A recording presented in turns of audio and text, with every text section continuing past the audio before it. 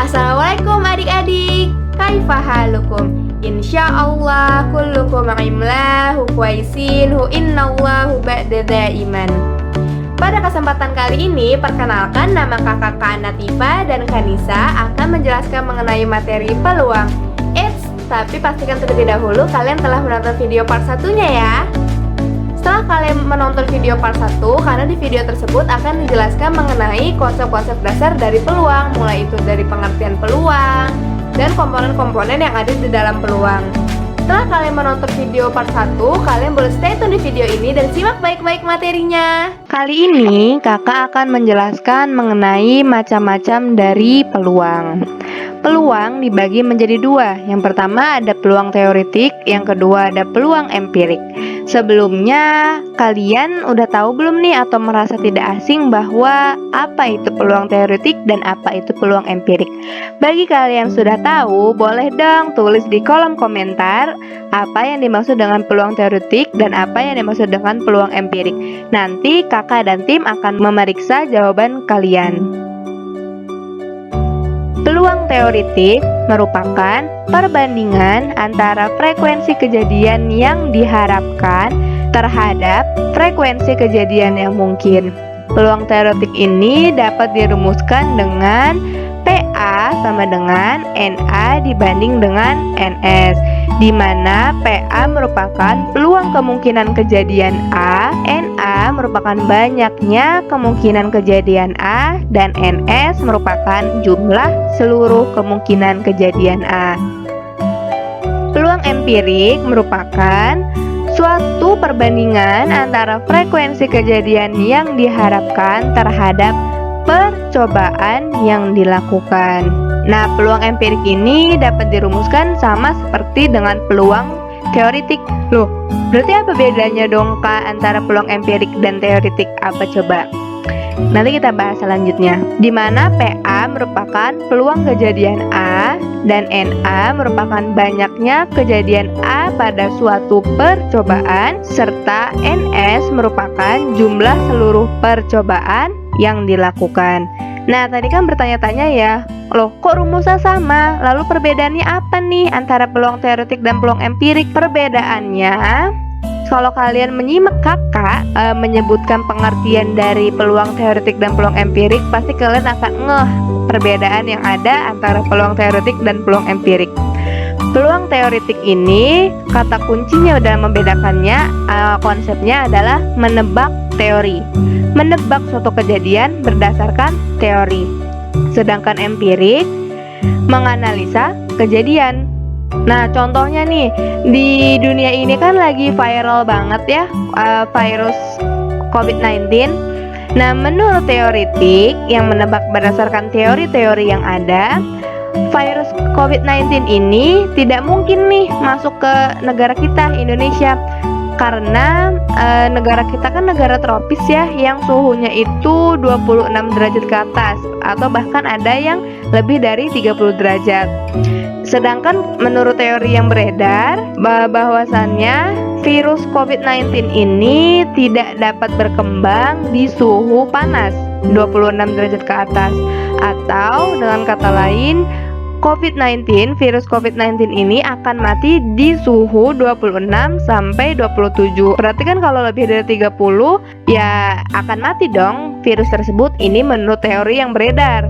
Namun hal ini bertolak belakang ternyata nih kawan-kawan dengan pendapat berdasarkan menganalisa kejadian, di mana menurut empirik mengatakan Corona bisa saja masuk ke negara Indonesia karena terdapat beberapa kasus COVID-19 yang menyerang warga-warga di negara-negara bagian Timur Tengah, di mana di negara-negara Timur Tengah itu kan suhunya hampir 40 derajat, sedangkan Indonesia lebih dari 30 derajat. Kemungkinan besar juga kita bisa terkena atau virus corona ini bisa masuk ke negara kita menurut empirik. Oke, biar lebih paham lagi, lalu gimana nih cara membedakan soal mana yang soal peluang teoretik dan mana yang soal peluang empirik?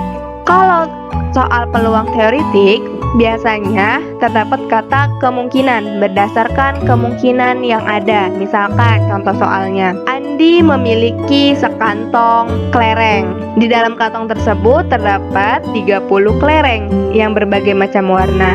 Maka pertanyaannya, berapakah kemungkinan keluarnya atau terambilnya kelereng berwarna merah? Misalkan ada kata kemungkinan terambilnya, maka sudah jelas, oh ini berarti soal tentang teoritik. Atau pertanyaannya, jika yang terambilnya adalah kelereng berwarna merah, maka berapakah peluangnya? Jika yang terambilnya, kata jika di sini juga mengarahkan bahwa oh ternyata soal ini termasuk ke dalam soal teoritik.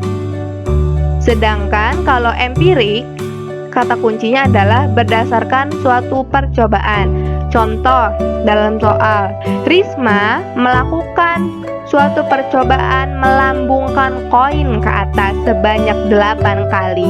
Melakukan percobaan untuk melambungkan koin ke atas sebanyak 8 kali. Melakukan percobaan berarti ini merupakan soal empirik atau soal seperti ini. Nadisa melambungkan dadu ke atas sebanyak 3 kali. Maka berapakah peluang munculnya mata dadu 6? Melakukan sebuah percobaan melempar dadu ke atas sebanyak 2 kali. Berapa munculnya mata dadu 6? Itu untuk soal empirik. Ada kata percobaan dan melambungkan, atau salah satunya melakukan percobaan atau hanya sekedar melambungkan dadu. Melambungkan berarti itu melakukan suatu percobaan. Oke, biar supaya lebih paham lagi, kita masuk saja ke contoh soal.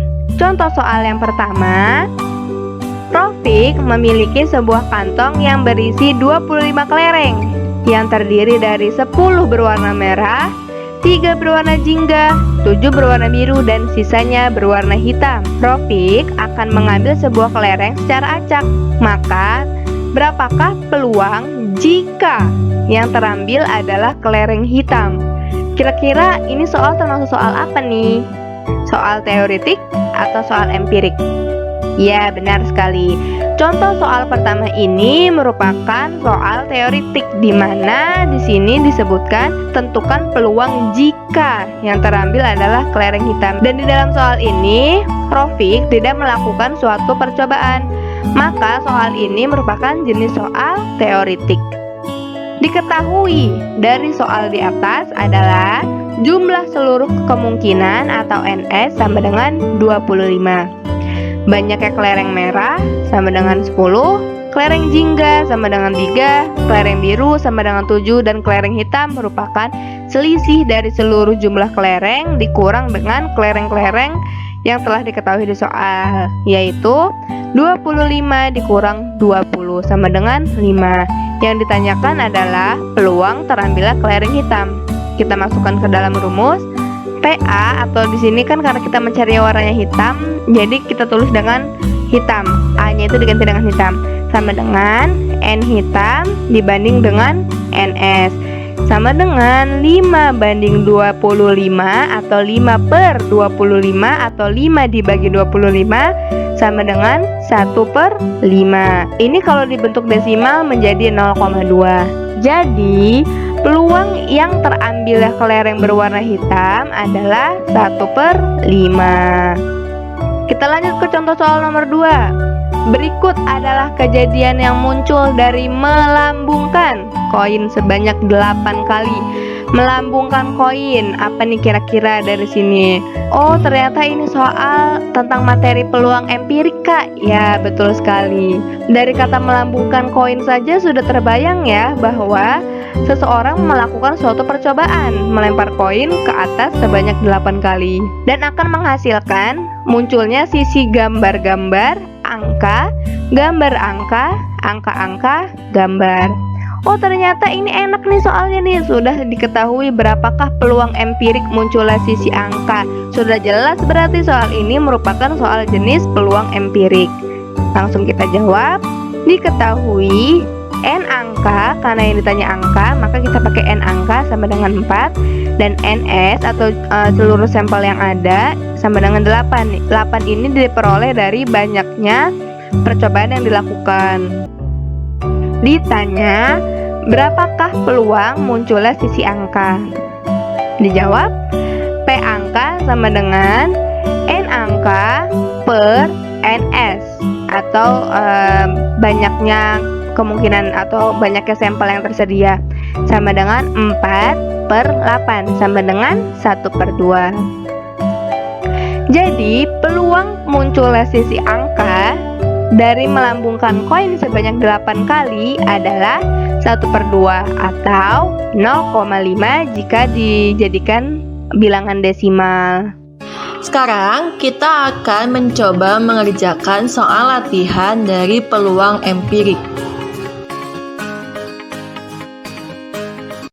Pada pertandingan sepak bola yang dilaksanakan sebanyak 30 kali, ternyata tim Indonesia menang 18 kali, seri 8 kali, dan kalah 2 kali.